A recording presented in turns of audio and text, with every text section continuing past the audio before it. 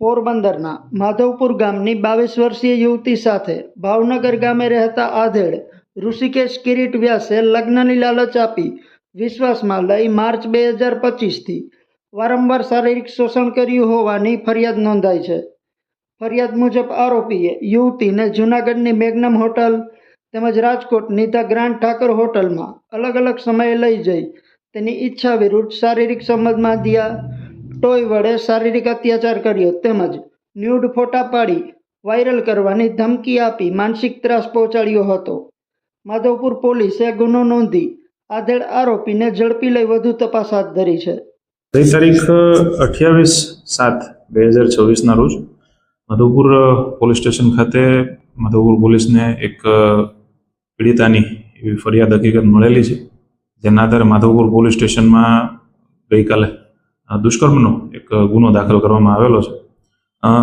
ફરિયાદની હકીકત જોઈએ તો સદર ગામના જે પીડિતા છે એમની જોડે એક ઈસમ નામે ઋષિકેશ વ્યાસ રહે ભાવનગર નાઓએ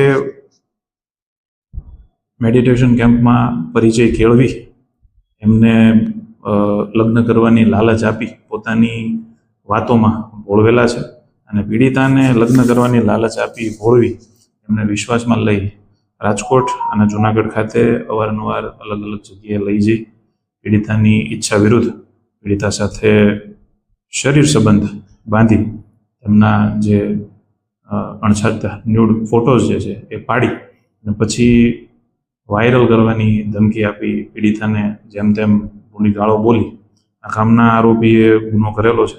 જે સંબંધની ફરિયાદ ગઈકાલે માધવપુર પોલીસ સ્ટેશન ખાતે દાખલ કરવામાં આવેલી છે. આરોપી અને ફરિયાદી આશરે સવા દોઢ વર્ષ પહેલા માર્ચ 2025માં એક મેડિટેશન કેમ્પથી એકબીજાના પરિચયમાં આવેલા હોવાનું અમને ફરિયાદમાં અને તપાસ દરમિયાન જાણવા મળેલ છે. હાલ માધવપુર પોલીસે સદર ગામના જે આરોપી છે ઋષિકેશ વ્યાસ એમની અટક કરેલા છે. આરોપીએ જે જગ્યાએ પીડિતાને લઈ જઈ દુષ્કર્મ કરેલું છે તે જગ્યાની અને એને લગત જે પણ કોઈ પુરાવાઓ છે ટેકનિકલથી માંડીને દસ્તાવેજી એ મેળવવાની કાર્યવાહી હાલ ચાલુ છે.